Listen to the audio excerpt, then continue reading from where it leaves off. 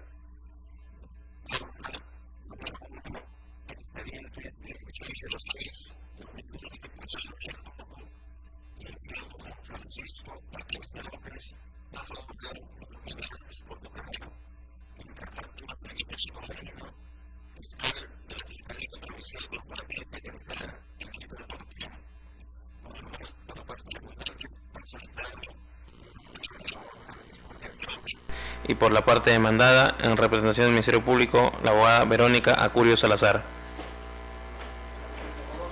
Doctor Atencia.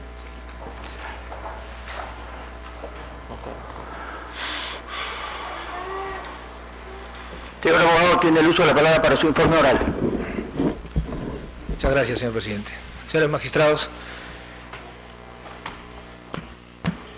los hechos se resumen a una cuestión fundamental que se pretende investigar la vida personal de un funcionario público en clara violación del principio constitucional de la presunción de inocencia. Una persona, siendo funcionario público, realiza un viaje en sus días de vacaciones y es fotografiado circunstancialmente y las fotografías aparecen en la prensa. Desconociendo los principios constitucionales de presunción de inocencia y además el de libre tránsito, el fiscal demandó una investigación de oficio, sin que exista denuncia, con la sola verificación de una noticia que comentaba presuntos fondos públicos en un viaje, en ese viaje. Y bajo esa circunstancia ha continuado realizando actos de persecución ya en la esfera de la vida personal del beneficiario, al haberse inmiscuido no solamente en lo que es respecto de su campo funcional, porque lo que inicialmente sospechaba como presunción del delito peculado por el fondo de los fondos públicos, lo cual las instancias del gobierno regional de Ucayali han pasado los límites materiales y temporales de su actuación y en una investigación preliminar ha justificado la complejidad en circunstancias falsas, lo cual además constituye un presupuesto peculado, porque argumenta la complejidad y la necesidad de recurrir a plazos mayores el fiscal demandado, manifestando en su resolución de que el funcionario investigado ha sido miembro del comité de selección y licitaciones en la localidad de Purús, lo cual es absolutamente falso, que los hechos habrían ocurrido en la localidad de Purús, que la de Purús se encuentra distante a su sede fiscal y por lo tanto requería los mayores plazos. Además, no solamente comete irregularidad, que la ha sido además por escrito, sino ha permitido la violación de la reserva del proceso de la investigación, proporcionando los medios que había copiado en su investigación a los medios de prensa, con lo cual se ha hecho un escarnio, ¿no?, público de la figura de la primera autoridad regional del gobierno regional Ucayali. Entonces, se ha pedido en habeas corpus, ¿no?, que se le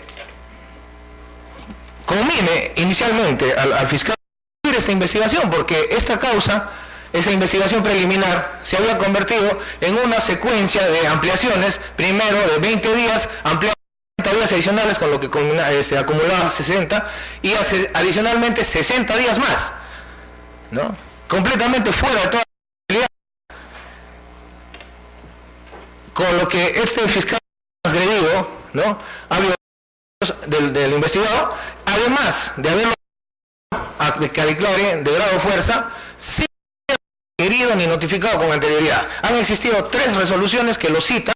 El secretario del Consejo ha tomado de su concurrencia, además de haber señalado policial la localización donde iba a declarar su manifestación. Sin embargo, amenaza la libertad locomotora del beneficiario favorecido en este habeas corpus mediante una providencia del 16 de noviembre en el que, sin señalar la fecha, lo vuelve a citar bajo expreso de ser conducido de grado de fuerza, sin tener en consideración que esta persona desarrolla labores de función pública a nivel nacional.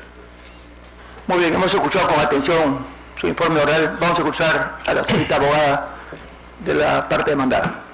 Gracias, señor presidente. Tengan ustedes muy buenos días, señor presidente, señores miembros de esta digna sala, público presente. Verónica Acurio Salazar, en representación de la Procuraduría Pública del Ministerio Público, informo en torno a la demanda interpuesta por el señor abogado Francisco Atencia López a favor del demandante Jorge Velázquez Portocarrero contra el doctor Arturo Enrique Pacheco Galindo, fiscal provincial de la Fiscalía Provincial Especializada Corporativa en Delitos de Corrupción de Funcionarios de Ucayali, solicitando que la investigación preparatoria sea concluida, la misma que tiene el número 2011-81, en relación a la investigación preliminar por el delito de peculado. Al respecto, señor presidente, señores miembros de esta digna sala, es necesario recalcar y tener presente que la actividad del Ministerio Público, como se ha demostrado en reiteradas sentencias del Tribunal Constitucional, tales como la 40-52-2007 PHC-TC, la 5773-2007 PHC-TC y la 2166-2008 PHC-TC, en la que se indica claramente que la actividad del Ministerio Público es una actividad eminentemente postulatoria y requiriente. Por lo tanto, el Ministerio Público investiga y persigue el delito, más no así es la que determina o la que tiene capacidad de decisión. Por el contrario, es el órgano jurisdiccional quien finalmente decide. Finalmente, debo recalcar, señores miembros, presidente y señores miembros de esta digna sala, que la presente investigación debe dilucidarse dentro de un proceso penal, no dentro del ámbito constitucional, ¿no? Por lo que solicito que la sentencia prolada mediante resolución 7 de fecha 12 de diciembre del 2012 sea confirmada en todos sus extremos por haber sido prolada de acuerdo a ley. Gracias. Señor abogado, tiene usted su derecho a réplica, pero sí, nosotros en la sala estamos escuchando cómo es lo que usted denomina una persecución con los medios de prensa del fiscal en este proceso investigatorio contra el presidente de la región, el doctor Jorge Velázquez Portocarrero.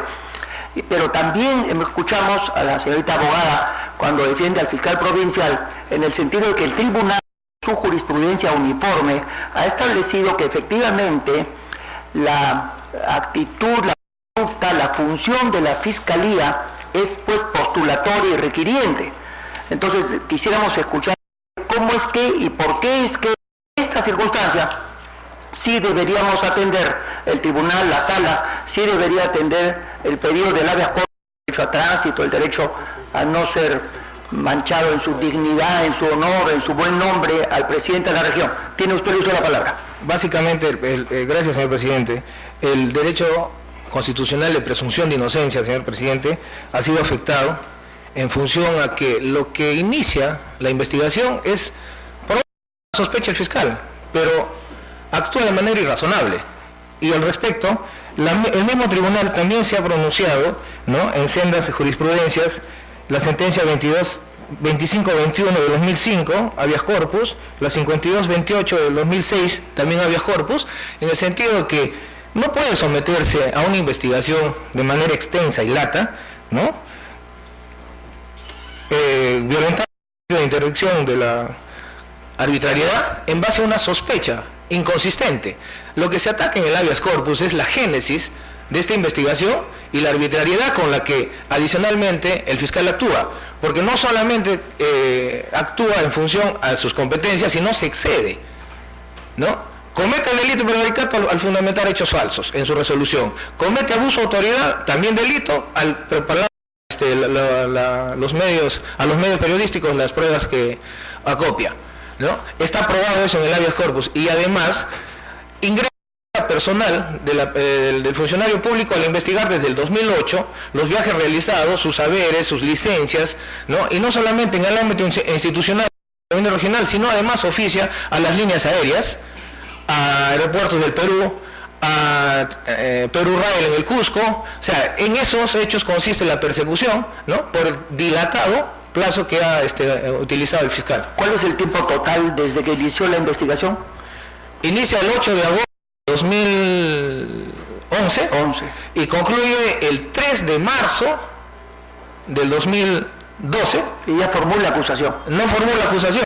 Ha formalizado investigación preparatoria por un hecho diferente al que fue materia de su inicio. Violenta incluso el principio de congruencia procesal, ¿no? Porque inicia el procedimiento peculiar por un viaje al Cusco en condiciones personales y en días de vacaciones.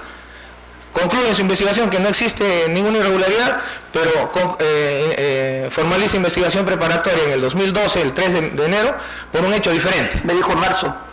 No, perdón, enero, 3 de enero de 2012. O sea, ha utilizado 146 días para una investigación preliminar. Y concluye de modo distinto al que diferente al que inicialmente tuvo conocimiento y eran los presupuestos del inicio de la preliminar. Vamos a escuchar a la señorita abogada su derecho a dúplica. Sí, señor presidente. Efectivamente, discrepo totalmente con el señor abogado, porque la investigación se inició por el delito de peculado y se concluyó también iniciando la investigación preparatoria por el mismo delito. ¿Ya? Que quede claro, por el mismo delito de peculado. Y quiero aclarar que la investigación preliminar dispone una serie de diligencias precisamente para que el hecho sea dilucidado, ¿no? Y se determine si hay responsabilidad o no del señor Portocarrero, del señor Velázquez Portocarrero, ¿no? En todo caso, quisiera hacer la aclaración de que el hecho debe ser dilucidado plenamente dentro de un proceso penal y no dentro de sede constitucional. Muy bien, escuchado el informe, la causa queda al voto.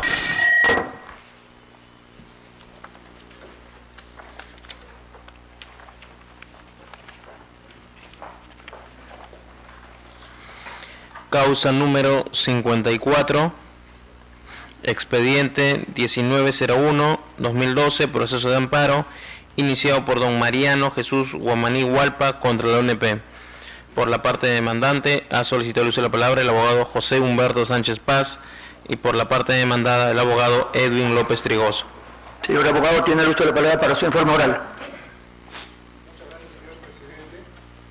Señores magistrados de este Colegio Constitucional, ven de la profesional presente, María Guamaní, a efecto de hacer el informe de la causa. Bien, señora, a este Colegio Constitucional, la sentencia de fecha 2011 que causa grave emitida por la Sala de Lima, que la resolución número 9, que la demanda de autor régimen general, decreto y la reforma y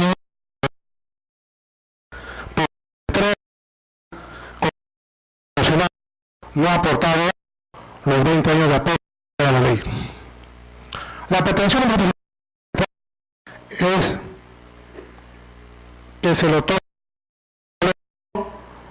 por el régimen general de 1990 al haber cumplido el señor magistrado recientemente en aportar más de 20 años al sistema de pensión y tener más de 60 años de edad.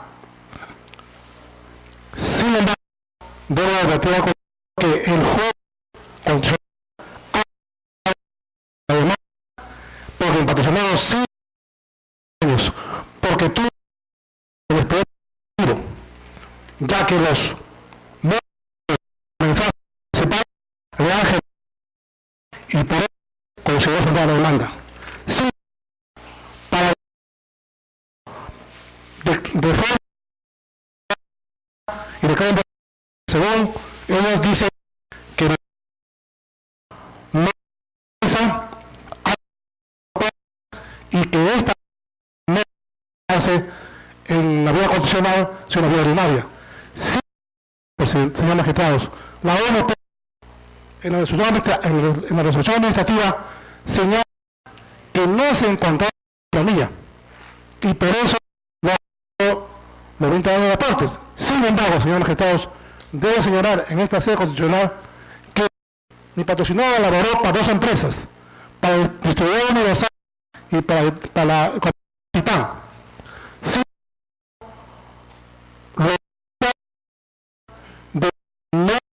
los aportes no generan. Sin embargo, las dos empresas para que son japoneses de apellido han venido a Perú y nos han dado las planillas, señores magistrados, originales, donde está registrado mi patrocinado que era en dicha empresa desde el año 75 al 80 y el 88. Digo que la controversia que no se le puede conocer esos aportes. Pido a este tribunal, señores magistrados, que le papel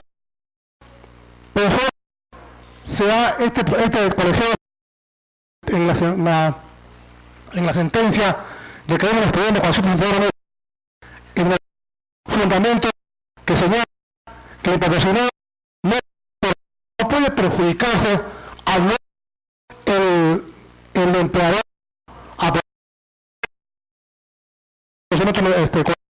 que no existe. Sí, en el otro en la sentencia que el trabajador pueda a la demanda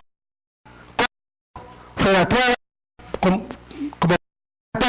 y que acá las tengo en manos, señores magistrados, ustedes pueden admitirme, presentarme ahí para presentar estas planillas, pero estas van a ser emitidas a la ONP para que haga la verificación correcta. Por todas estas consideraciones solicito a este colegiado constitucional que declare la sentencia de vista y declare fundada la demanda. Según lo que le hemos escuchado, habría una diferencia entre la pretensión de su patrocinado con relación a lo que expresa la ONP, que faltaban años. Estos señores japoneses Miyakuzuku, sí, de las dos empresas, les han venido y les han entregado a ustedes y nos los están mostrando. ¿No le parece a usted que las copias federadas de esos libros de planillas debiera tener esa ONP? Porque es en base a eso a terminar concluyendo que sí tiene el número de años de pensiones y la edad necesaria para tener el régimen de pensión. De tal manera que no nos los pueden entregar ustedes acá en mesa, sí, pero sí pueden sacar su copia y hacer la entrega de inmediato, ¿no? Lo antes posible. Señor magistrado, la verdad que mi patrocinado con medios económicos, porque se gastaría de la copia de sala introducida vale 5 soles. De tal manera que, no sé, yo voy a tratar de pedir audiencia a mostrarles. Esto no le entender, perdóneme, ¿cuánto cuesta cada hoja? 5 soles. O sea, porque 500. Y es más, señor presidente, aquí la sentencia dice claramente que ha presentado copias federativas por la orden de planilla de salario refrendada por el Ministerio. Yo no sé por qué por el miembro del colegiado de la sala 2.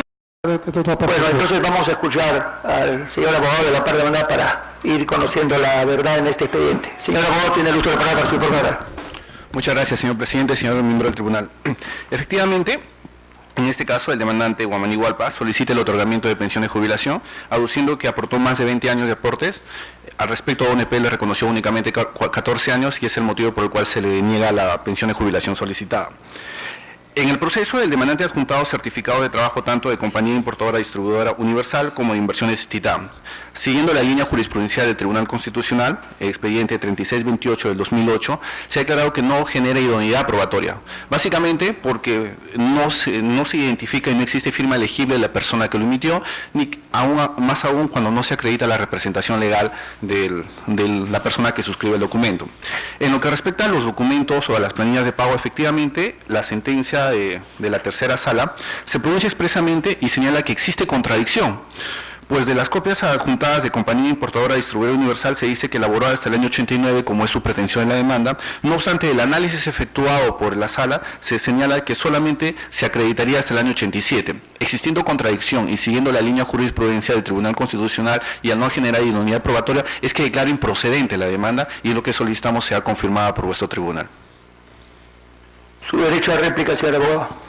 Señores magistrados, esta parte procesal se ve en la imperiosa necesidad de hacerle llegar estas planillas en original mediante un escrito a la ONP para que califique correctamente contra la ley.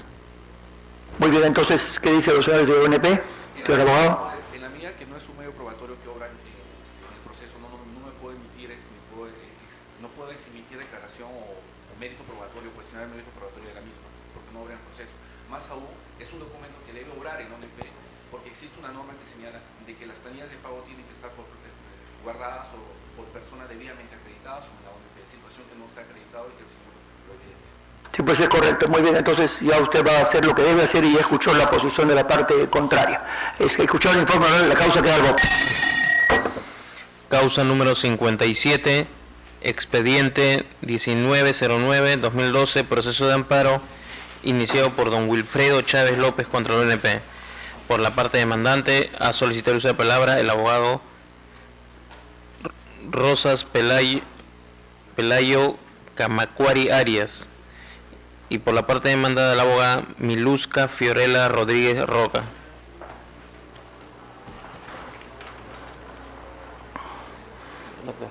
Señor abogado, tiene el uso de la palabra para su informe oral. Señor presidente, señores miembros de la sala. Vengo a informar oralmente la vista de la causa en nombre de mi patrocinado Wilfredo Chávez López. La presente demanda se dirige contra la ONP a fin de que se le otorgue pensión de renta vitalicia por enfermedad profesional. A nuestra solicitud de pensión se adjuntó el certificado médico de la Dirección General de Salud Ambiental, DIGESA. A ello, terminada la etapa administrativa, al no haber obtenido respuesta favorable de parte de la entidad pensionaria, se planteó la demanda de amparo, el mismo que en primera instancia el juzgado dio la razón y declaró fundada la demanda. Sin embargo, mediante sentencia de vista, la tercera sala civil declara improcedente la demanda. Tal es así, los fundamentos que hace la sala es que no se ha cumplido con lo que tiene establecido el Tribunal Constitucional en la sentencia, en el precedente vinculante 2513-2007 PA. Caso Hernández, que determina que el otorgamiento para una pensión de renta vitalicia deberá ser acreditada mediante un certificado o dictamen médico de una comisión médica de enfermedades profesionales. Sin embargo, a lo largo del proceso, nosotros solicitamos, fundamentalmente en este mismo precedente vinculante, que se otorga a mi patrocinado 60 días de plazo perentorio a fin de que se pueda cumplir con este precedente y adjuntar el certificado médico de invalidez. El juzgado ha resuelto este escrito que nosotros de ampliación hemos presentado en el mes de noviembre, presentamos nosotros este escrito en el mes de agosto.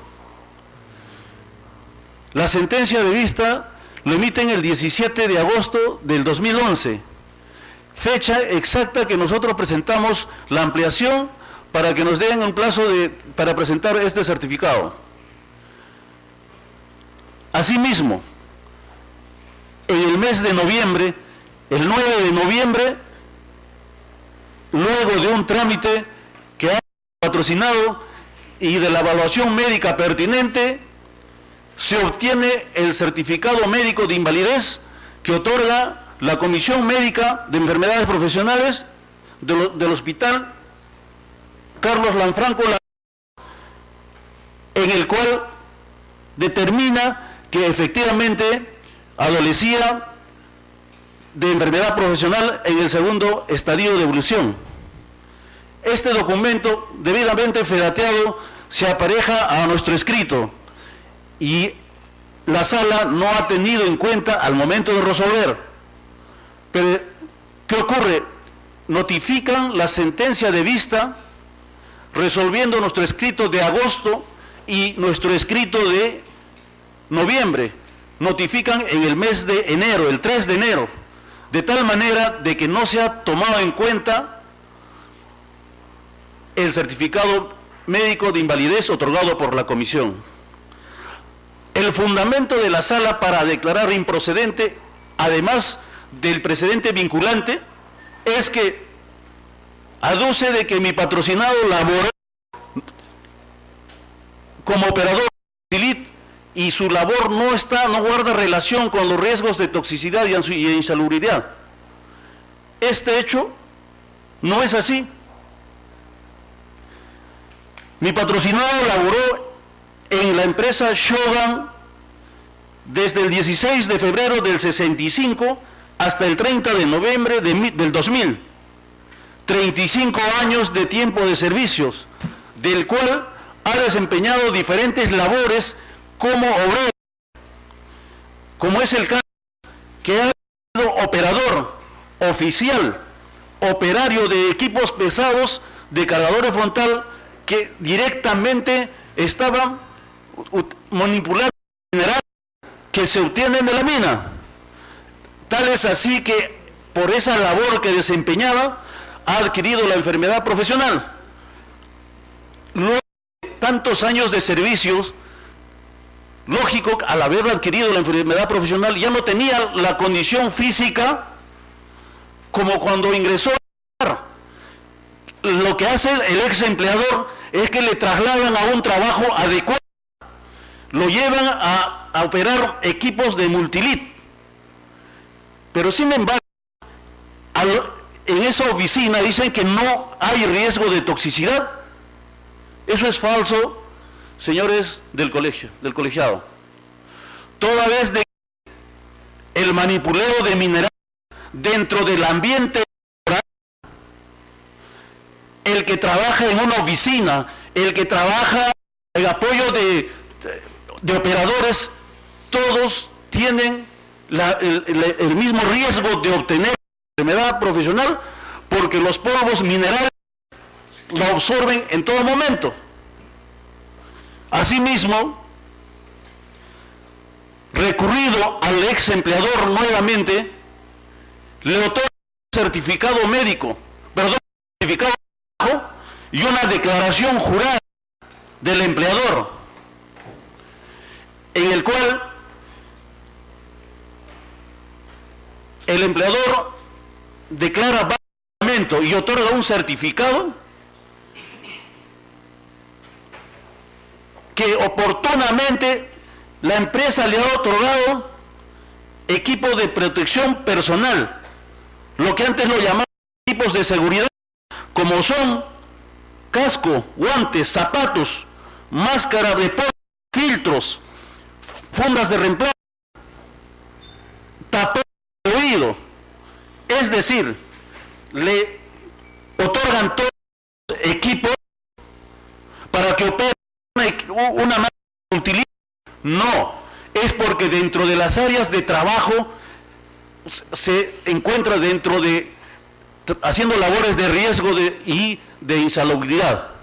Es por ello, señores del colegiado, solicitamos, habiendo acreditado la enfermedad profesional mediante un documento idóneo y que la sala lo tiene establecido, solicitamos que el colegiado se sirva a revocar la sentencia y ordene que la ONP emita nueva resolución otorgando la pensión de renta vitalicia peticionada. Bien, señor abogado. Usted nos dice que hubo una comisión evaluadora, ¿no es cierto?, de enfermedades profesionales. Esa comisión evaluadora del hospital, no sé cuánto, ¿de qué lugar? Ha mencionado usted el nombre del hospital, pero no nos ha dicho de qué lugar. Debe ser de Nazca, de Pisco, no. de Ica. Comisión Médica Calificadora del Hospital Carlos Lanfranco de la Hoz de Lima, Puente Piedra. Ah, de Lima en Puente Piedra. Sí. Claro, ha estado 35 años trabajando este señor en diferentes plazas, ¿no es cierto? Y de repente no hay un nexo de causalidad entre las labores que él ha tenido, pero usted nos dice que sí ha tenido, y además ha tenido diferentes trabajos, y en tantos años de servicios del 65 hasta el 2000. Así es. En el 65, no recuerdo en este momento cómo se llamaba la empresa, pero en la década del 70 sí Hierro Perú, y en la década del 90 ya Chougan. Así es. Bueno, ha tenido varios nombres en su vida, esta actividad empresarial, esta empresa.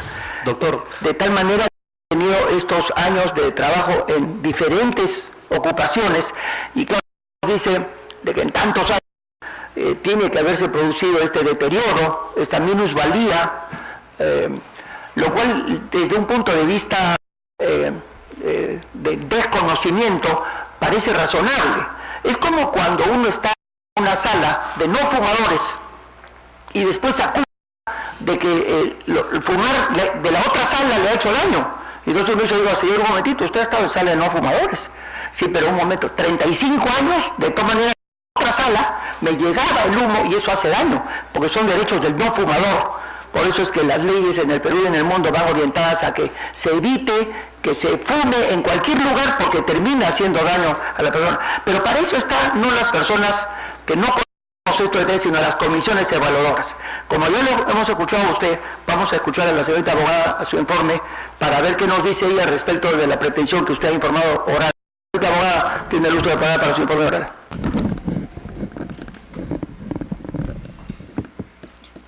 Señores magistrados, muy buenos días. Respecto al presente caso que se está dilucidando, si bien es cierto, el demandante lo que pretende es que se le otorgue una pensión de renta vitalicia por enfermedad, también hay que tener en cuenta que en su demanda lo que adjuntó fue un certificado de trabajo y, como bien lo ha dicho el abogado, es un examen médico también. Sin embargo, también se cuenta con un informe emitido por el ex empleador del demandante de fecha 7 de octubre del 2008, en donde el mismo ex empleador señala de que el demandante no desarrolló actividades que le generen riesgo, ¿no es cierto? Entonces, él trabajó en servicios de administración y archivo, entonces en el área donde él laboraba no estaba, expuesto a esos riesgos de toxicidad. Ahora, también según el precedente vinculante 10063 del 2006, en los procesos de amparo, en donde lo que se pretende es la pensión de renta vitalicia por enfermedad, como bien se sabe, se tiene que emitir un examen médico por la Comisión Médica del Ministerio de Salud, designados por ellos. Ahora, el demandante, acá el abogado del demandante dice que se adjuntó un certificado médico, pero también hay que tener en cuenta que en los procesos de amparo no se pueden ver medios probatorios. En todo caso, él tendría que entablar una demanda de acción contenciosa administrativa para poder evaluar esos medios que adjunte. Ahorita, abogada, antes de darle su derecho a réplica y después a usted a dúplica, a veces los señores, las señoritas y señoras abogadas nos dicen lo que usted acaba de decir, de que en el amparo no hay estación probatoria. Bueno, pero hay que aclarar de que si bien no hay una etapa para la actuación de medios probatorios, eso no significa de que los magistrados no debamos tomar noticia de las pruebas que presenta el demandante y la prueba del demandado. O sea, sí tenemos, porque el demandante lo que tiene que hacer es adjuntar todo lo que pueda adjuntar para crearnos convicción a nosotros. y ustedes al responder también todo aquello que sea necesario. O sea que sí se meritúan las pruebas del demandante y el demandado. Lo que no hay es una etapa para la actuación de esas pruebas. No hay tachas, apelaciones, se cuenta esas cosas que se hay en el proceso civil. Pero sí se meritúan las pruebas del demandante y el demandado y los esfuerzos de las partes para crearnos convicción a nosotros. Bueno, le hemos escuchado. Lo que ha dicho la señorita abogada es que su patrocinado trabajó en el área administrativa en archivo. Y entonces que claro, eso no crea toxicidad. ¿Qué nos dice usted, señor abogado, su derecho a réplica? Señor presidente, como reitero, mi patrocinado laboró en Centro de Producción Minera durante todo el periodo laboral que ha efectuado más de 35 años, en diferentes áreas. Los 2 últimos años laboró en áreas administrativas.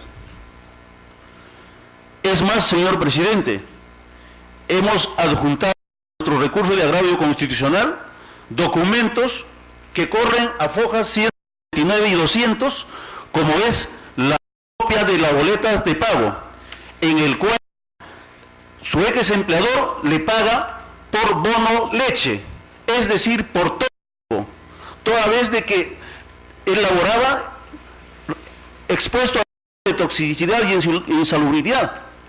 Entonces, no puede ser de que cuando trabaja en una operación de Multilit le van a pagar por tóxico. Entonces es una contradicción, señor presidente. Asimismo, como tiene establecido este colegiado en el precedente, en el fundamento 6 de la sentencia 1847, en el cual la neumoconiosis es invariable. ¿De qué año? 1847? 2010. 2010. PATC. La neumoconiosis es invariable, que su origen es ocupacional cuando el asegurado ha estado expuesto a inhalación, retención y reacción pulmonar al polvo de diversas sustancias minerales. En el caso que ocurre con mi patrocinado, porque dentro de las instalaciones de la minera es que se absorben los polvos minerales, trabajes en una oficina o trabajes como operador.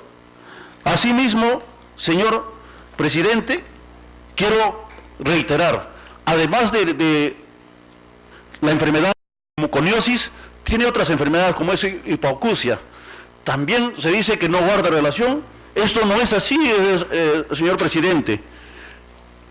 En las mineras operan las turbinas o bombas de extracción de aire de la mina, en el cual dichos equipos emanan más de 150 decibeles de bulla y expuesto las 24 horas del día.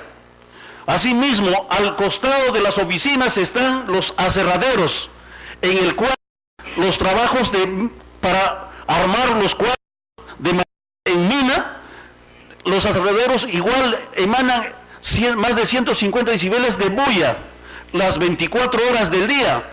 Es decir, señor presidente, por ello es el que otorgan a sus trabajadores el protector de ojos.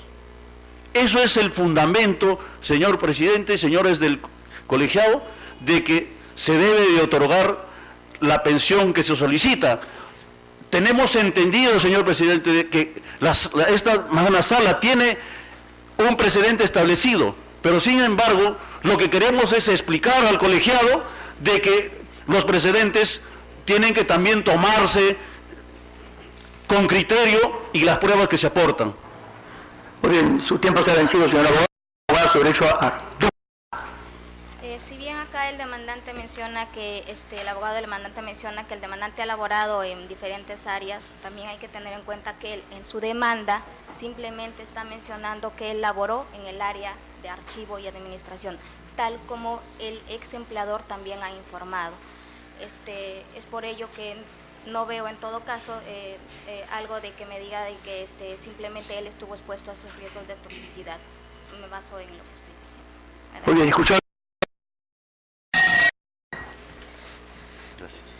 Causa número 2, expediente 1653-2012, proceso de amparo, iniciado por la empresa Metales y Exportaciones, empresa individual de responsabilidad limitada contra la SUNAT.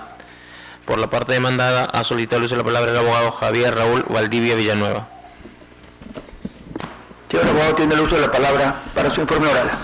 Señor presidente, señores doctores, en la presente causa viene el rechazo liminar en consideración que el juzgado considera de que ya ha prescrito la acción y la sala considera más bien de que no siendo una persona natural no tiene derecho a protección de derechos fundamentales. Nosotros en la presente causa consideramos que lo que alega el demandante de que él compra 500 cajones de cigarrillos rubios en Bolivia y los ingresa el 13 de enero del año 2010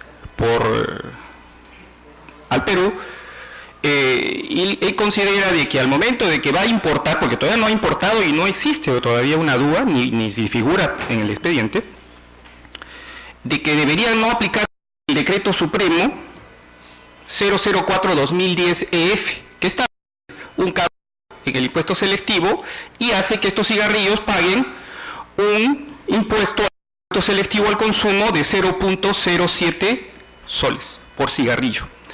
Entonces, él dice y fundamenta de que como ha entrado en tránsito, entonces ya está en el país, entonces esta norma es aplicable desde el 15 de julio del año 2010 y que cuando vaya a importar, porque eso es lo que se entiende, porque todavía no ha importado, entonces quiere que le apliquen la norma no vigente al momento de importar. De acuerdo a las normas, la Ley General de Aduanas, en su artículo 143, establece de que cuando nace la obligación tributaria, nace en la importación, al momento de la numeración de la importación, de la Declaración Única de Aduanas de Importación. ¿Hay este momento? No, porque no ha importado, pero sin embargo él dice de que como ya entró en un tránsito, antes de que la norma estuviera vigente, entonces le debe dar la norma anterior. ¿Esto qué quiere decir? Que cuando vaya a importar, quiere que a través de este amparo se le declarara de que no se le aplique el decreto que sea vigente al momento de la numeración, que es el decreto supremo 04-2010, sino que se le aplique la norma que no está en vigencia al momento de numerar la importación. La póliza de importación o la declaración de importación. Nosotros consideramos que esto no tiene pues ningún sustento. La administración tributaria no ha emitido ningún acto, solamente esto nace de que hace una consulta sobre este tema y quiere impugnar y se le dice, señor, usted no ha iniciado ningún acto administrativo, nosotros no hemos pronunciado oficialmente sobre ninguna, no se le está haciendo ningún cobro porque obviamente solo es una consulta. Entonces él, ahora pues tenemos este amparo, entonces lo trae rechazo liminar, la sala ha considerado que han pasado más de 60 días, porque obviamente si este problema era en enero del año 2010, se interpone la demanda en el año 2011, en de mayo del 2011, entonces obviamente que ha pasado más de un año con 5 meses. Igual la sala considera de que esto más bien es un tema de que no debe ser protegido como derechos fundamentales. Nosotros consideramos con los fundamentos que estamos manifestando que no ha habido ninguna conculcación por la parte de la administración tributaria de los derechos constitucionales de esta empresa, pedimos que se desestime esta demanda. Escuchado el informe oral, la causa queda el voto. Causa número 15, expediente 1791-2012, proceso de cumplimiento, iniciado por doña Natacha Silvana Aguilar de Arbulú contra la Gerencia General del Poder Judicial Lima. Por la parte demandante, ha solicitado el uso de la palabra el abogado José Reinaldo López Viera.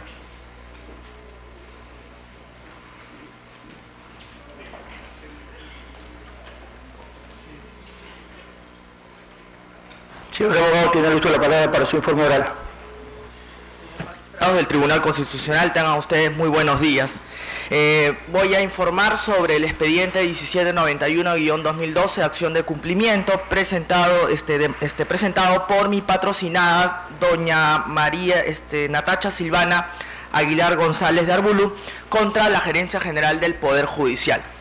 Resulta pues, señores magistrados, que mi patrocinada laboró como asesora de presidencia de Corte de la Corte Superior de Lambayeque desde el 14 de enero del 2002 hasta el 31 de enero del año 2007 de manera ininterrumpida. Pero en el año 2004, el Poder Judicial convoca un concurso interno para acceder al cargo de asesora pública bajo el decreto legislativo 728. mi patrocinada es declarada ganadora de dicho concurso y se emite la resolución administrativa 1045-2004, donde se le otorga el cargo de asesora de presidencia de corte bajo el régimen del decreto legislativo 728. Pero resulta que en el año 2007 la presidencia de la Corte Superior de Lambayeque emite un oficio 559-2007 donde dice que este cargo de asesora de presidencia de Corte lo va a considerar un cargo de confianza. Por lo tanto, inmediatamente se exhorta a la Gerencia General del Poder Judicial a que reubiquen a esta persona o en todo caso la devuelvan a su cargo original, que era el cargo de técnica judicial. Entonces resulta que la Gerencia General le hace caso a la presidencia de la Corte y emite la resolución administrativa 075-2007, donde establece que mi patrocinada regrese al cargo de técnico judicial.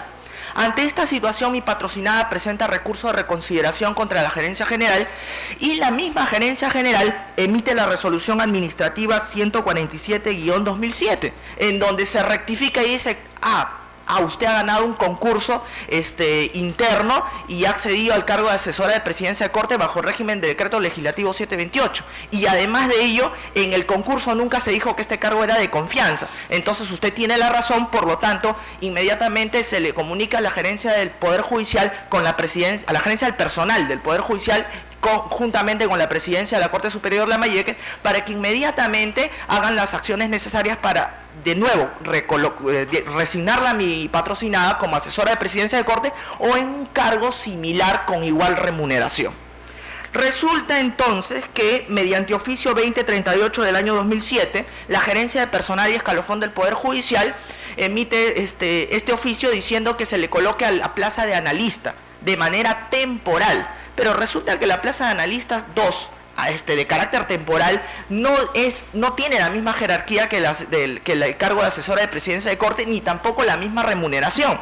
Entonces mi patrocinada presenta una solicitud el 6 de agosto del 2009 en donde exige que se restituya la plaza o en todo cargo que le den un cargo idóneo equivalente al que tenía como asesora de presidencia de Corte.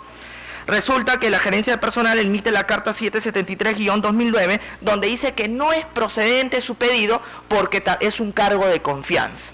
Resulta que mi patrocinada presenta apelación y llega el caso a la Gerencia General del Poder Judicial, donde emite una segunda resolución administrativa 750-2010, en donde dice, no, usted ganó el concurso, era una plaza vacante y según el reglamento de ese concurso que había dicho el Poder Judicial, usted al momento de acceder a la plaza tenía acceso al decreto legislativo 728, por lo tanto su cargo no era de confianza sino a plazo indeterminado. Más aún dice la misma resolución administrativa, o sea la 750, de que este cargo nunca se señaló en el concurso que era de confianza.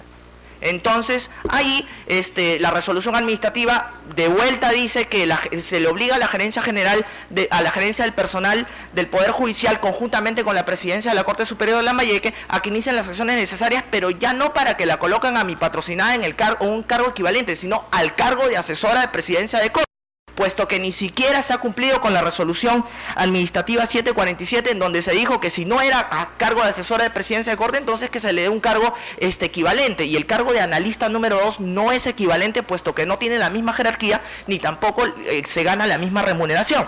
Es así que mi patrocinada presenta una solicitud a la Corte Superior exigiéndole que cumpla con la resolución administrativa. Señor abogado, su tiempo se había vencido. Le ruego que vaya usted a sus conclusiones. Muy bien, y entonces la presidencia de la Corte Superior le dice que esto lo tiene que ver la gerencia de escalafón del Poder Judicial, y la gerencia de escalafón vuelve a emitir un oficio diciendo de que no corresponde porque esto es un cargo de confianza. Ante esto mi patrocinada decide pues interponer una demanda de cumplimiento que es declarada fundada en primera instancia por las razones que he mencionado y además por la sentencia del Tribunal Constitucional en el expediente 3249-2007, perdón, acá lo tengo. No, 3949-2007, proceso de amparo TC, el caso Vicente Terrones, donde el tribunal bien claro dice que cuando una persona accede a un cargo y una plaza vacante, y esta plaza vacante no es declarada de confianza y posteriormente se hace, eso es totalmente irrazonable. Por lo tanto, le declara fundada la demanda a este señor y ordena que no se le puede haber quitado el cargo por la pérdida de confianza. Entonces, la Sala de Segunda Instancia revoca la sentencia de primera y declara improcedente, no tomando en cuenta la jurisprudencia del Tribunal Constitucional. Y además, diciendo de que mi patrocinada no cumplió con la solicitud, que es el artículo 69 del Código establece como requisito previo para interponer la demanda de cumplimiento. Cuando el artículo 69 dice que el documento de fecha cierta solamente basta dos situaciones: que la autoridad demandada que no cumple con el acto administrativo firme tomó conocimiento la gerencia y dijo que no, y posteriormente que se pronuncie denegando la petición del acto administrativo firme o de la norma legal. Por lo tanto, aquí vemos que la segunda instancia está vulnerando el derecho de acceso, el derecho al cumplimiento del acto administrativo firme e indirectamente también el derecho a mantenerse en el cargo público, el derecho a la igualdad, porque en otro caso el Poder Judicial, en un caso idéntico de una persona que también postuló al cargo de asesora de presidencia de Corte de Arequipa, en la gerencia general, invocando esta sentencia del tribunal, dice sí, le corresponde y por lo tanto denle el cargo. Se vulnera el derecho a la igualdad, se vulnera también el derecho a la tutela jurisdiccional efectiva por parte de la sala, y es más, se vulnera el derecho a la motivación de la resolución judicial, porque hace una motivación indebida, establece diciendo de que del tema de que no tiene el cargo es de confianza y por lo tanto corresponde que le quiten la situación. Ruego por estas razones a este ilustre tribunal que por favor declare fundada la demanda y otorgue protección a los derechos fundamentales de mi patrocinado. Escuchó el informe del voto. Causa número 34, expediente 1842-2012, proceso de amparo iniciado por don Leoncio Peralta Torre contra la ONP. Por la parte demandada, ha solicitado el uso de la palabra la abogada Sally Nacia Martínez Pomayauli. Señorita abogada, tiene el uso de la palabra para su informe oral. Buenos días, señores magistrados. En la oportunidad de hoy, el demandante demanda que se le otorgue pensión de jubilación minera por enfermedad profesional. Al respecto, cabe señalar que mi representada, la ONP, le otorgó pensión de jubilación minera en base a sus 27 años y 2 meses de aportaciones. Tanto en sede administrativa, el demandante no que padece de una enfermedad profesional. Tanto es así que ni siquiera adjunta documento idóneo que acredite su condición de enfermedad, por lo que tanto el juzgado como la sala considera que al no acreditado la existencia de esta enfermedad no lo conoce, tal como alega el demandante, desestima declarándola improcedente la demanda, razón por la cual solicito que se confirme la misma. Escuchado el informe oral, la causa queda al voto. Causa 41, expediente 1865-2012, proceso de amparo iniciado por don Feliciano Guamán Macías contra la ONP.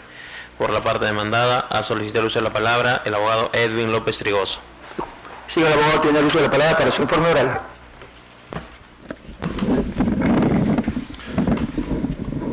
Gracias, señor presidente, señores miembros del tribunal. En el presente caso, el señor Guamán Macías solicita el otorgamiento de una pensión de jubilación adelantada que venía percibiendo con anterioridad y que la ONP declaró nula la resolución administrativa, toda vez que luego del proceso de fiscalización posterior determinó que no había acreditado fehacientemente los años que inicialmente había consignado en su solicitud de otorgamiento de pensión. Efectivamente, se determinó que no existían libros de planilla y que en los libros de planilla que figuran en el archivo de ONP, el demandante no figura registrado, no figura inscrito en este libro de planilla. Por otro lado, respecto a la otra empresa, también se hizo el proceso de fiscalización, pues básicamente la pensión de jubilación adelantada inicialmente otorgada se basó en el principio de veracidad y en los certificados de trabajo que había adjuntado al proceso. Se verificó, se comprobó y no existía libro de planilla que dé sustento a esta declaración inicialmente consignada por el señor Guamán Macías. En base a esto es que se declaró la nulidad de la resolución administrativa y se le denegó la pensión de jubilación. Ahora, en el proceso, el demandante insiste en el otorgamiento de la pensión de jubilación adelantada, básicamente adjuntando certificados de trabajo. Ya el Tribunal Constitucional en el expediente 3628 del 2008 ha señalado la necesidad de otorgar idoneidad probatoria de los certificados de trabajo, evidenciando, acreditando la persona que los suscribe y la representación legal. Requisitos que no cumplen los certificados de trabajo y que no ha cumplido el demandante comprobar. Adicionalmente, adjunto unas boletas de pago para dar idoneidad probatoria a su pretensión. Al respecto, tanto el juez de primera instancia como la sala han señalado de que estas boletas no generan idoneidad, toda vez que no existe, no está consignado en las boletas la razón del empleador, ni figura el sello y la firma del empleador. Esto básicamente reproduciendo la sentencia del TC en el expediente 4321 del 2008, en base a lo cual se declara improcedente la demanda y es lo que solicitamos sea declarado por vuestro ilustre tribunal. Escuchado el informe de la causa, queda el voto. Causa número 44, expediente 1874-2012, proceso de amparo, iniciado por don Rafael Humberto Maza Rojas contra Pacífico Vida, Compañía de Seguros y Reaseguros Sociedad Anónima. Por la parte demandada, ha solicitado el uso de la palabra el abogado Sandro Alberto Núñez Paz. Señor abogado, tiene su palabra para su informe oral. Muchas gracias, señor presidente. Señores magistrados, ante todo, buenos días. Viene en grado de recurso extraordinario la sentencia emitida por la tercera sala laboral, la Sala Civil de Lima, que, confirmando la apelada, declararon improcedente la acción en todos sus extremos. ¿Cuál es el motivo principal de la improcedencia de la demanda? Es un abandono de la vía administrativa, como más adelante lo voy a establecer. Abandono que efectivamente ha hecho o en el que ha incurrido el demandante, procediendo inmediatamente a presentar su proceso de amparo y no agotando la vía administrativa previa, establecida por el artículo 25.6.1 del Decreto Supremo 00398 SA, que es las normas que regulan el seguro complementario de trabajo de riesgo. ¿Bien? Con fecha 5 de agosto del año 2009, el demandante solicitó a Pacífico Vida que se le otorgue una pensión por seguro complementario de trabajo de riesgo. El día 23 de septiembre del año 2009, es decir, menos de un mes después de presentada la solicitud, Pacífico le contesta al señor indicándole que necesitamos, para otorgarle la pensión y hacer un expediente técnico, ciertos documentos que debería acreditar para alcanzar esta pensión. ¿Ven? El demandante no cumplió con este requerimiento e inmediatamente presentó su proceso de amparo. Eso configura pues un abandono de la vía administrativa porque en efecto él no ha llevado adelante estas situaciones y estos procedimientos que establecen el artículo 25.6.1 del Decreto Supremo 00398. Muy bien. En tal virtud, tanto el juzgado como la sala, en atención a la sentencia del Tribunal Constitucional 1417-2005, declararon improcedente la demanda en el entendido que efectivamente el demandante debía cumplir con agotar la vía administrativa previa. Vamos al tema de fondo, que también es importante determinarlo, porque si bien es cierto, hay una situación procesal que la sala ha advertido que efectivamente es el abandono administrativa, cuando habiendo la obligación de transcurrir por ella, también existe un tema de fondo que debería ser conocido por la sala y que efectivamente también documentos que obran en autos lo van a corroborar. El demandante se desempeña hasta la fecha, es decir, hasta el día de hoy sigue trabajando como mecánico en la empresa SAP en Hilo. Hasta el día de hoy él trabaja en Hilo, es decir, en Moquegua. Pese a ello, el 13 de julio de 2009, estaba en pleno ejercicio de sus funciones en Hilo, concurre al hospital Torrealba de Ica, en el cual no tiene ninguna jurisdicción, ni siquiera acredita su domicilio ahí, en el un certificado, una médica, en la cual determinan que no hay neumoconosis, que hay hipoacusia y hay un traumatismo acústico crónico. Y con una menoscabo, es permanente parcial con un menoscabo del 50%.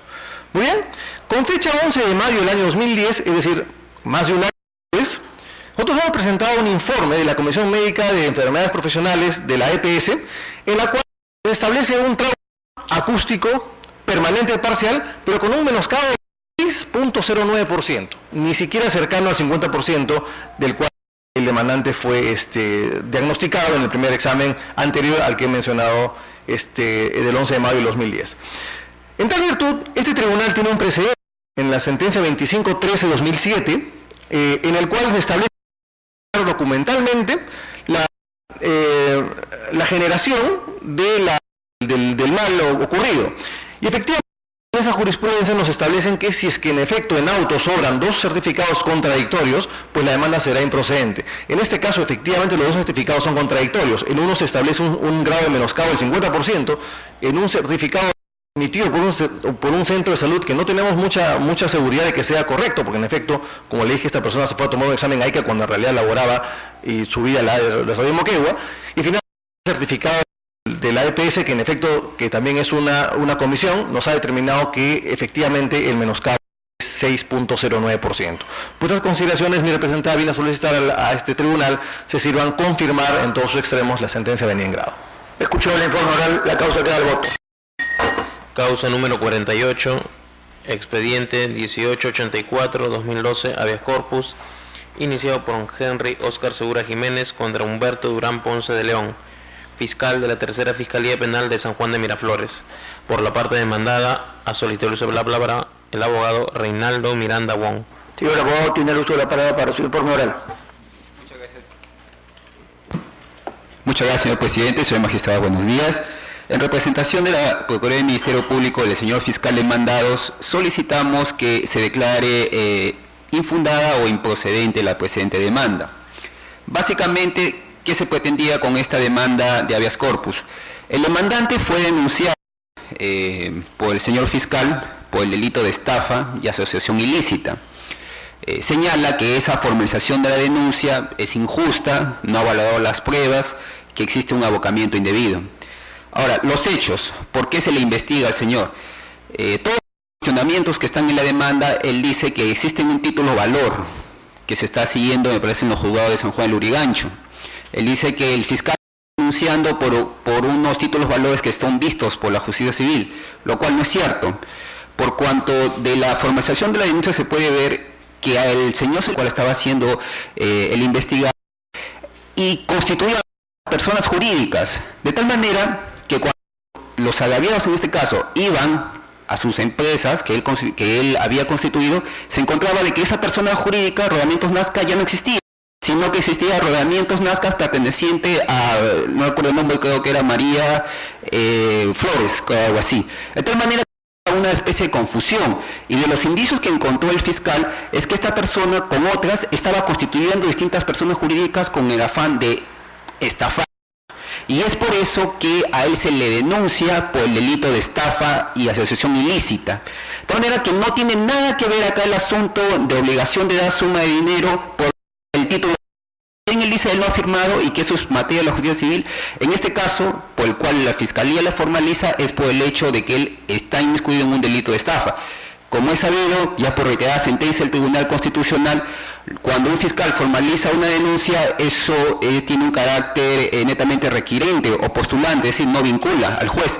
Y por lo que tenemos entendido, ya el juez penal le ha abierto instrucción. De tal manera que ya la determinación si ha cometido o no el delito de estafa ya debe ser determinada por la justicia ordinaria y no por la vía constitucional. Por estas consideraciones, señor presidente, señor magistrado, solicitamos que se declare improcedente la presente demanda. Muchas gracias. La causa queda al voto. Causa 51, expediente 1891-2012, proceso de amparo, iniciado por la Superintendencia Nacional de Administración Tributaria SUNAT contra los jueces de la Tercera Sala Laboral de la Corte Superior de Justicia de Lima y otros. Por la parte demandante, ha solicitado el uso de la palabra la abogada Sujei Larisa Inami García. Señorita abogada, tiene el uso de la palabra para su informe oral. Buenos días. Siguiendo la línea interpretativa trazada por este órgano constitucional en el expediente 4119 PATC, en el cual ha manifestado que cabe interponer amparo contra resoluciones judiciales manifiestamente irrazonables, se ha dado inicio a este proceso constitucional cuestionando básicamente dos resoluciones, la emitida por el Segundo Juzgado Laboral de Lima y por la Tercera Sala Laboral de Lima, en las cuales, sin asumir competencia respecto de lo que era materia de discusión y alegando la existencia de una situación sui generis inexistentes, ha ordenado se le devuelva al trabajador el tributo que ya había sido pagado a SUNAT conforme se acrediten autos con las constancias anexadas. En primer lugar, cabe señalar que no buscamos el reexamen del caso, porque el caso en absoluto tiene que ver con las resoluciones cuestionadas de oportunidad.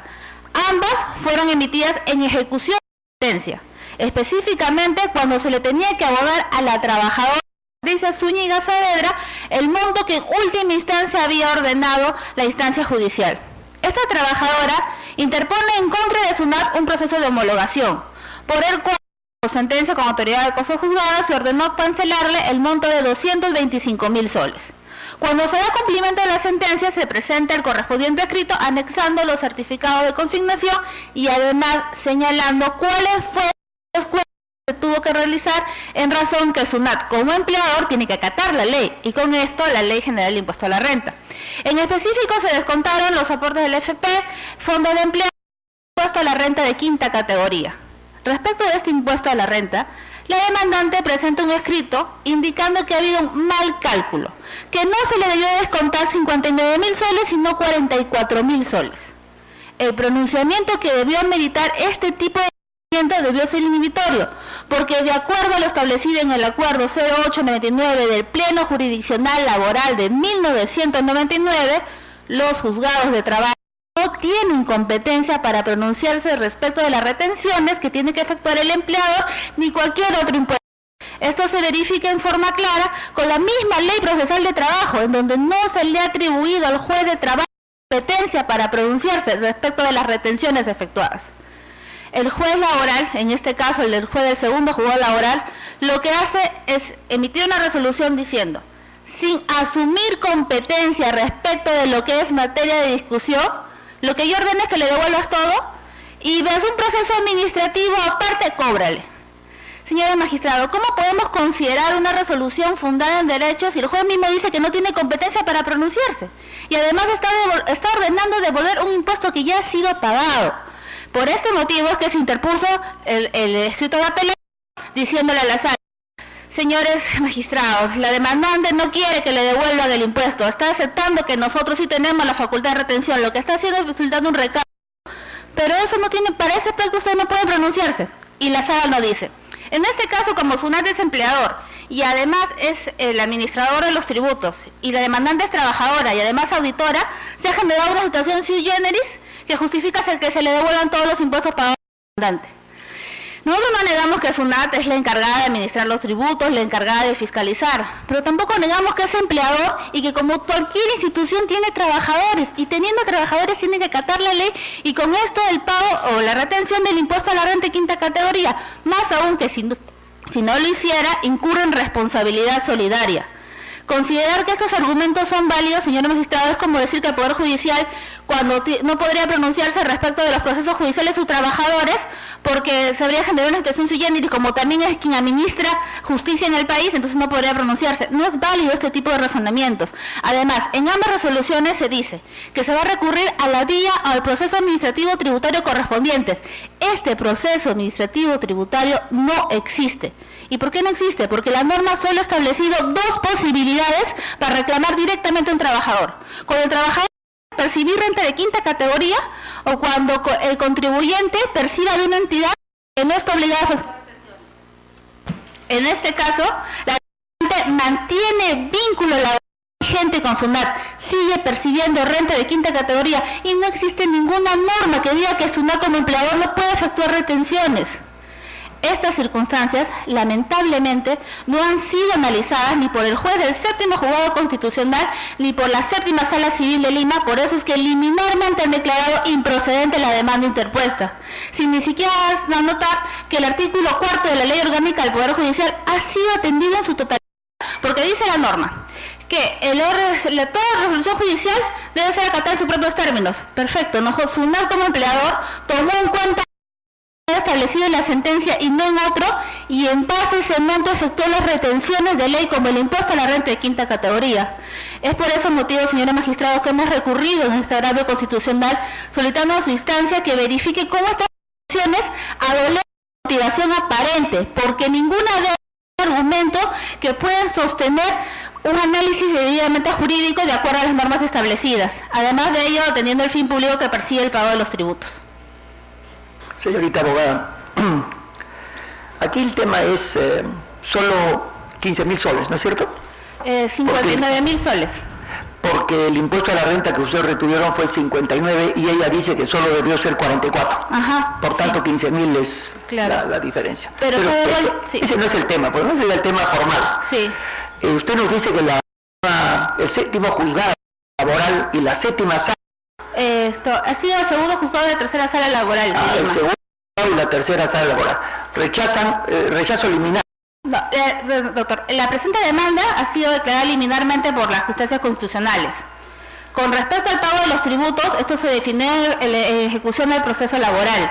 La pregunta es, en esta demanda que le tengo para ustedes, en este amparo, ¿se notifica a la sala y también a la querellante final? Sí, se notificó a todos los intervinientes, a todos, incluyendo al procurador del Poder Judicial, a la trabajadora, pero liminarmente se declaró improcedente la demanda en ambas instancias. Por eso es que hemos recurrido al Real Constitucional. Sí, pues está interesante el caso, ¿no? Porque de todas maneras va a requerir un pronunciamiento. Usted me dice que tenemos un precedente en la 19 del 2010. Donde dice que no procede amparo contra resoluciones judiciales manifiestamente irrazonables. Sí, ¿no? pues claro, manifiestamente Y en irrazonable. este caso ha dicho que no tiene competencia para pronunciarse, pero ordena la devolución de todo el Sí, pues impuesto. porque el juez incluso dice, ¿no? Sin asumir competencia y sin embargo toma una decisión. Lo cual parece un contrasentido. Y doctor, disculpe, además los autos en la vía laboral no pueden recurrir a casación, porque la casación en materia laboral solo es respecto a la sentencia de fondo, y este era un auto en materia de ejecución. Se agotó la instancia y por eso se recurrió al amparo. Sí, pues así es. Muy bien, escuchado el informe oral, la causa queda el voto. Causa número 53, expediente 1894-2012, proceso de amparo, iniciado por don Fabián Mauro Espinosa Barreto contra Fernando Lazo Manrique, gerente general del Ministerio Público. Por la parte demandante, ha solicitado el uso de la palabra el abogado Lorenzo González Montalvo. Señor abogado, tiene el uso de la palabra para su informe oral. Muy buenos días, señor presidente, miembros de la Sala Constitucional. Vengo a presentar este informe oral con referencia a un despido arbitrario que ha sufrido mi patrocinado de parte del Ministerio Público a través de su gerente general. El trabajador Mauro Espinosa entró a laborar al Ministerio Público como analista informático mediante concurso público ganado en el mes de agosto del 2008. El 2009 le toca sus vacaciones en el mes de septiembre, pero se le posterga para que haga uso de esas vacaciones en el mes de enero del 2010, lo cual hace uso de esas vacaciones y el interín de esas vacaciones recibe un memorándum donde se le comunica que ha sido cesado de su labor por cumplimiento de un contrato laboral. No hay ya un contrato laboral, porque en este caso ya es un contrato indefinido, indeterminado, y que puede ser despedido solamente por causa justa. Mi patrocinado, por eso es lo que plantea esta acción de amparo. Al plantear esta acción de amparo, hace valer su derecho de que ingresó a laborar por concurso público. Además, mi patrocinado es un discapacitado y por ese motivo, por esa discriminación es lo que han hecho, es el cese del trabajo de mi patrocinado. Y además, el Ministerio Público, al hacer la resolución de gerencia del 2010, hace mención de una renuncia voluntaria. En ningún momento mi patrocinado ha hecho renuncia voluntaria al puesto que estaba desempeñando como empleado del Ministerio Público. Esto llama la atención, señor presidente, señor miembro del tribunal. ¿Cómo es posible que el Ministerio Público, que es el que vela por la legalidad, esté haciendo acciones que vayan en contra de esa legalidad? ¿Qué esperamos entonces de este Ministerio Público para los demás que no estamos dentro de la labor del Ministerio Público? Sí, por eso hemos presentado esa resolución donde hace mención de una renuncia voluntaria. Y si vemos el oficio que le remite el Ministerio Público a mi patrocinado, dice el oficio número 1375, que por vencimiento de contrato, y ese oficio es mencionado dentro de la resolución, el mismo oficio, por renuncia voluntaria. Una tremenda contradicción. Hay ahí, señores miembros del Tribunal Constitucional, un una mala intención de parte de la administración, porque lo que hacen es porque mi patrocinado es discapacitado. Es por eso que lo quieren sacar y lo sacan. Aquí está presente mi patrocinado. No, él en ningún momento no ha sido cesado por causa justa, porque él ha cumplido con su labor, es ingeniero informático, está al día con todo, está apto para todo y en sus funciones como trabajador también está apto. Por eso, señores miembros del Tribunal Constitucional, ruego a ustedes que tengan en consideración y ameriten las pruebas presentadas, ya que la primera instancia no ameritó las pruebas presentadas, ni la segunda instancia ameritó las pruebas presentadas, que debieron haber hecho que su fallo de ellos fueran diferentes a lo que fue ahora, a la cual estamos apelando. Señor abogado, ¿su patrocinado tenía contrato de plazo determinado? Mi patrocinado estaba bajo la ley. Le preguntaba si tenía contrato de plazo determinado. Sí, tenía un contrato de plazo determinado, cada 6 meses iban renovándolo. Y su contrato concluía en enero. En diciembre. En diciembre. Y él sale de vacaciones en enero. Le dan y durante las vacaciones le llega su carta. Le llega su carta de cese. Aludiéndole a una renuncia voluntaria. La carta de cese no arguye, la resolución sí arguye una renuncia voluntaria. Que no ha habido renuncia, si no ha habido renuncia. Claro. Debió haber sido en todo caso por término del contrato. No, pero además durante el régimen de vacaciones hay una suspensión de trabajo, pues.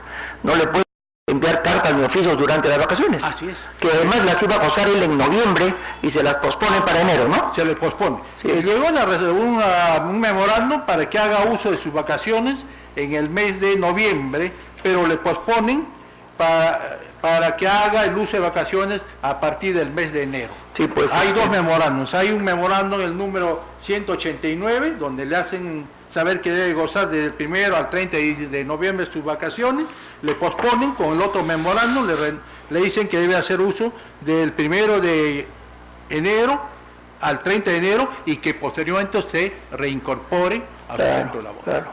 Muy bien, escuchó el informe de la causa, queda el voto. Causa número 59, expediente 1921-2012, proceso de amparo, iniciado por don Gregorio Alcibiades Barrera Gutiérrez contra la ONP. Por la parte demandada, ha solicitado el uso de la palabra el abogado Roy Suto Fujita. Señor abogado, tiene el uso de la palabra para su informe oral. Señor presidente, señores magistrados, buenos días.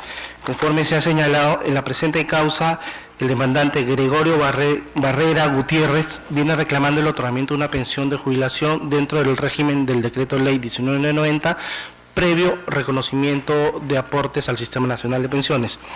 En ese sentido, conforme lo ha verificado en la Sala Superior, el demandante no acredita los aportes adicionales que alega, ya que si bien adjunta un certificado de trabajo para su ex empleador Mecánica San José, la Sala ha tenido oportunidad de contrastar dicho documento también con documentación que obra en el expediente administrativo, habiendo verificado, más allá de los criterios establecidos por este tribunal respecto a la valoración de medio de prueba para reconocimiento de aportes, como el caso de la firma, los sellos del representante que suscribe el documento, ha verificado que obra en el expediente administrativo boletas de pago que se contradicen con el certificado de trabajo, ya que no coinciden en las fechas de ingreso, ¿no?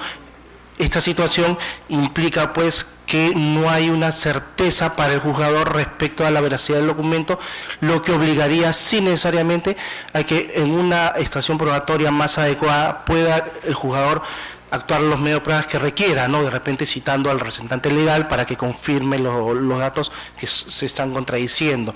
En ese sentido, lo que venimos a solicitar es que, rechazando el recurso de agravio extraordinario que se ha interpuesto, se confirme la sentencia de Sala que declara improcedente la demanda. Escuchado el informe oral, la causa número 63, expediente 1942-2012, proceso de amparo, iniciado por don Víctor Rondón Curilla contra la ONP. Por la parte demandada, ha solicitado el uso de la palabra la abogada Nora Eliana Vargas Tacuri. Señorita, uso la palabra para su informe oral. Buenos días. En el presente caso, el demandante ha solicitado se le otorgue pensión de invalidez al amparo de los artículos 24 y 25 del Decreto Legislativo 19.990, para lo cual se adjunta el certificado o el informe médico emitido con fecha 4 de abril del 2006, con lo cual se pretende acreditar la incapacidad del demandante. En ese sentido, se verifica el certificado médico, el cual es expedido por la red asistencial de Junín, por el Hospital de Huancayo, señalando que el demandante padecía una hipoacusia neurosensorial bilateral con un menoscabo del 68%, pero que no era precisable la fecha de inicio de la incapacidad, por lo cual se tiene como fecha de inicio de esta incapacidad el día 4 de abril del 2006, que es la fecha de expedición del certificado médico. No, esto en virtud de lo que establece la sentencia del Tribunal Constitucional 2513-2007 PATC. En ese sentido, se verifica este documento y tanto el juez de primera instancia como la sala declaran infundada la presente demanda porque consideran que el demandante no cumple con el inciso B del artículo 25 del Decreto Legislativo 19.990, dado que, como su incapacidad se produce el 4 de abril del 2006, el cese del trabajador fue el 29 de julio del 2001, tal como se consigna en el cuadro resumen de aportes que obra en el expediente, y se concluye que no cuenta por lo menos con los 12 meses de aportes en los últimos 36 meses anteriores a la fecha en la que le sobrevino o se le produjo la invalidez. Por lo tanto, no corresponde otorgarle la pensión de invalidez que demanda que se demanda, por lo que solicitamos a este tribunal se confirme la sentencia venida en grado. Escuchado el informe oral, la causa queda al... Causa número 75, expediente 1982-2012, proceso de amparo iniciado por don José Pablo Silva Silva contra la ONP. Por la parte demandada ha solicitado el uso de la palabra la abogada Miluska Fiorella Rodríguez Roca. Señorita abogada, tiene el uso de la palabra para su informe oral.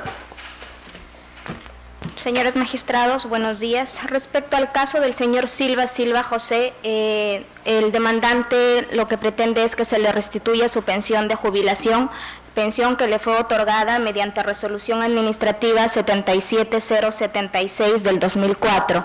Sin embargo, en base a una fiscalización posterior, la ONP emite una resolución de 1185 del 2011, mediante la cual se suspende dicha pensión, en mérito a que mediante un informe grafotécnico se pudo constatar, comparando el certificado médico y la liquidación de tiempo de servicios del demandante con otro empleador de otra empresa. Se hizo comparación, digamos, de dos empresas diferentes, los mismos documentos, se pudo verificar de que existían coincidencias topográficas, en cuanto al diseño interlineado y también la impresión, viéndose constatar de que ambos documentos emitidos por diferentes empleadores fueron elaborados elaborados por una misma máquina de escribir.